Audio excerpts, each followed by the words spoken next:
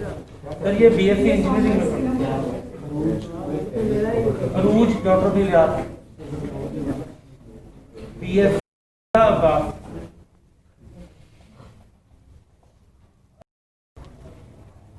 तानिया बीबी Prince Naveed. और मेरी बहन ने जिस तरह कहा कि आप हमारी सीट पे हो, मैं तो आपको ये दुआ नहीं देता कि आप सियासत से रास्ता होकर और बड़े बड़े उर्दों पर हम आपको देखना चाहते हैं। कोई पायलट बनेगा, कोई डॉक्टर बनेगा, कोई पॉलिटिशियन। इसलिए कि हमारे पास हायर एजुकेशन के बच्चे ही हैं, लेकिन खुदा का शुक्र है कि मुझे उम्मीद है कि अगले 4-5 साल तक आप में से ऑफिसर्स होंगे, CSS।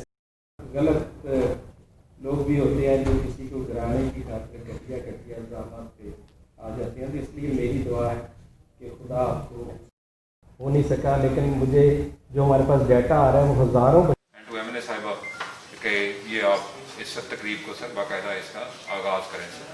Thank you very much.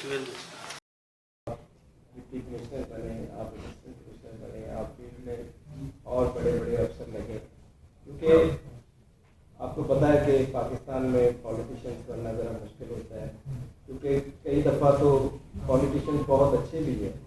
इस्तेमाल करें और अपनी तालीम को आप तालीम हासिल कर सकते हैं उसको करें।